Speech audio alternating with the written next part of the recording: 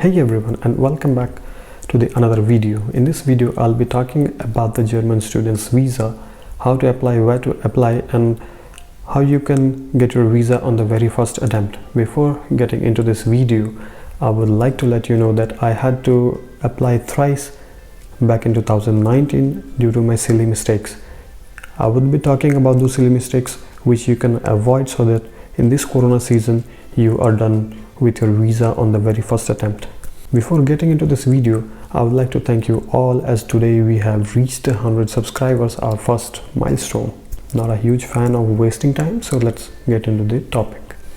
Now the first point is in which jurisdictions you fall into, and for that your address from last 6 months comes into the picture. For example, I will take my scenario, as that time I was in my hometown for about 7 months, so I had to apply to the Kolkata Consulate.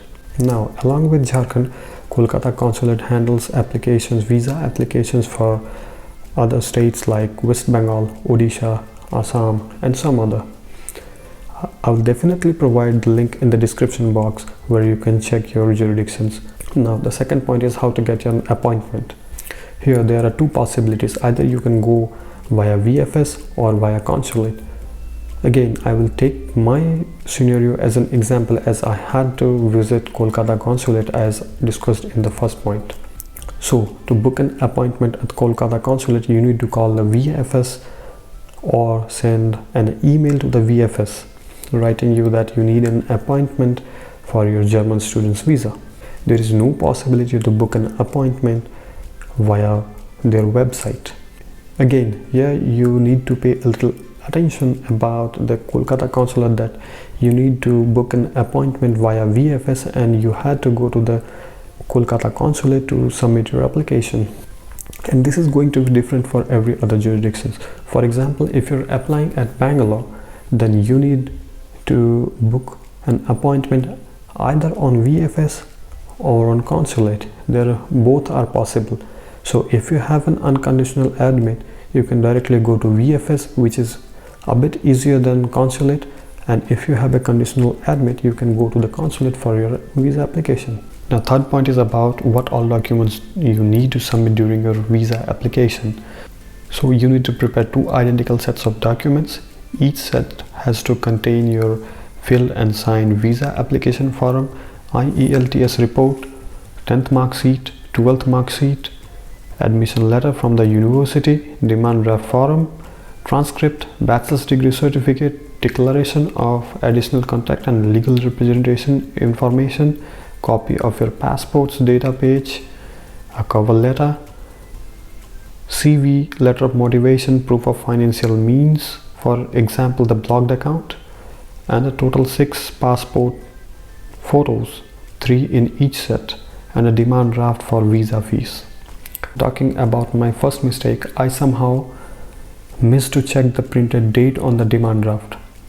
It wasn't anything like a wrong date or so, rather it was a printing error.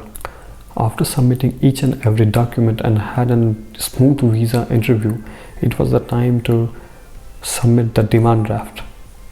As I handed over the demand draft to the interviewer, he informed me that the demand draft is no longer acceptable. As a reason, he informed me that the last digit of the year printed on the demand draft is clearly not visible. So I had to take a new appointment again. On that day, I had to bring a new demand draft. Upon that, I asked him that if he could allow me an hour so that I can get a new demand draft then and there, as there was a bank just opposite to the consulate, but he refused for it. So I recommend you to check your demand draft thoroughly before going to the visa center. For example, the name printed on the demand draft should be the Consulate General of Federal Republic of Germany, Kolkata. This has to be clearly printed on the demand draft, otherwise it is not acceptable. And I warn you not to take your demand draft from State Bank of India, otherwise known as the SBI, as the SBI demand draft is unable to take that long name. Try banks like HDFC Bank, Punjab National Bank and some other. It is recommended to get the demand draft 1 or 2 days before your scheduled visa date. Now let's talk about the fifth point. On the day of your appointment, make sure that you are 20 minutes before your scheduled time. For example, if your visa interview is scheduled at 10 a.m., you should be there by 9:40 a.m. So now let's move towards the sixth point, that is what all questions were asked during the visa interview. Believe me, there is no such technical questions asked during the visa interview. Those questions were very general questions like what is the name of your university, what is the duration of your course, what is the medium of your instruction, and so on. It is recommended that you should know the name of the course coordinators. They just check the knowledge of the students about the course. Now let's talk about the mistake number 2 that I did, which led me to visit the visa center again. This time I was late. I was late due to the traffic jam in Kolkata. This time I was lucky enough to get the second appointment just after the 7 days of the first appointment, but at the same time I was enough unlucky that I was not allowed to step inside the consulate. This was due to the traffic in Kolkata. I was late. My interview was scheduled at 10 a.m. and I reached the consulate at 9:58 a.m. Now I got my third appointment just after 15 days from the second appointment, and this time I had an HDFC Bank's demand draft in which I checked all the details completely, like the date. Last time the date was misaligned, so I was not allowed to submit the demand draft. This time the date was okay and the name was also okay.